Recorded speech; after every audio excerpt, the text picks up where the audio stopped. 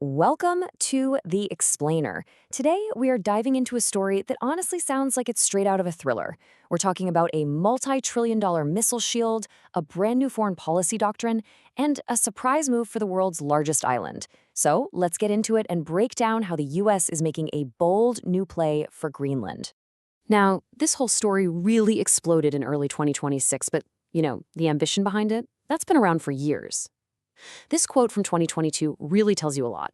It frames Greenland not just as some strategic asset, but as a piece of territory that, from a certain point of view, just looks like it's meant to be on the US map. All right, let's fast forward to January 2026. Picture this. The world's leaders are all gathered at the World Economic Forum in Davos. And that's where, seemingly out of nowhere, a surprise announcement is made. After meeting with NATO Secretary General, President Trump revealed that a framework of a future deal for Greenland was officially on the table. So what did this framework actually look like? Well, it wasn't an outright sale. This was a high-stakes negotiation. The U.S. was basically using the threat of trade tariffs as leverage to get a greater NATO security presence in the Arctic. And the key elements they mentioned were security, mineral rights, and this kind of mysterious project called the Golden Dome. It's all about countering Russian and Chinese influence in the region. So what makes this giant island of ice so valuable in the first place? Well, Greenland's value comes from a perfect storm of geography, resources, and military strategy. It's this incredible combination of things that's becoming more and more critical with each passing year. Geographically, it's the pivot point between North America and Europe. Militarily, it hosts the absolutely critical Patuxent Space Base, which is essential for U.S. missile early warning systems. Economically, it's a potential treasure trove of rare earth minerals.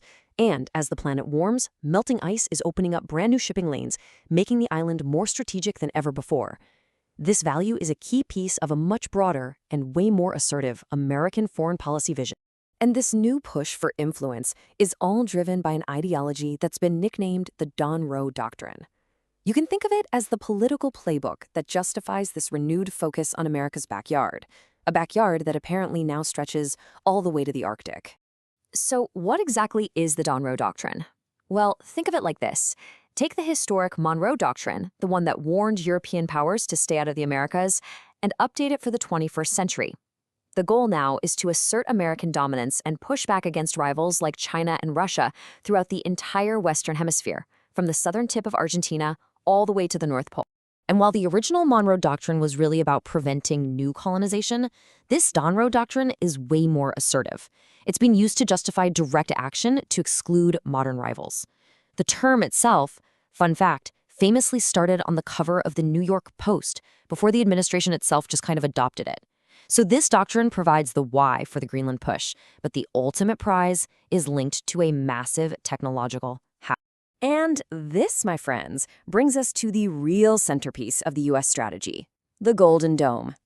It's a proposed space-based missile defense system with some truly mind-boggling ambitions and an even more staggering price tag. The numbers here are just astronomical. The estimated cost ranges from the White House's figure of $175 billion all the way up to $3.6 trillion. That huge range tells you everything you need to know about the incredible ambition of this project. The goal is to create a nearly impenetrable shield over the United States, one that could neutralize missile threats from even our most advanced adversaries. So how would it even work? Okay, so picture this. First, a massive web of satellites detects a launch, anywhere on Earth. Then, that same network tracks the missile with pinpoint accuracy. Finally, thousands of orbiting interceptors are guided to destroy the missile while it's still climbing, still over its own launch country. And this is exactly where Greenland becomes the linchpin of the entire system. You see, Pituxent Space Base in Greenland is one of the only ground stations in the entire world that can talk to every single satellite in this massive proposed network. Its unique Arctic desert climate allows for reliable, high-speed laser communications, which are absolutely critical for guiding those interceptors. So here's the bottom line. Without secure, uninterrupted control over Greenland, the entire multi-trillion-dollar Golden Dome is at risk. So when you combine this framework deal, the Don Roe Doctrine, and the Golden Dome, it all points to one place, Greenland. And, unsurprisingly, this intense focus has led to some major pushback from both Denmark, the sovereign power, and from Greenland itself. The key players here are all coming at this from completely different angles. The US sees a strategic necessity. Denmark, well, they're open to talking about security, but they have drawn a hard line on sovereignty. Greenland is adamant that its future will not be decided without its consent. And NATO is kind of stuck in the middle, trying to frame the whole thing as an alliance issue to manage growing threats in the Arctic. The Danish position really couldn't be clearer. Prime Minister Mette Frederiksen has said that while they're willing to discuss things like security and investment, the absolute red line is sovereignty. For Denmark, a transfer of territory is completely 100% off the table. And for the people of Greenland, the message is even more direct.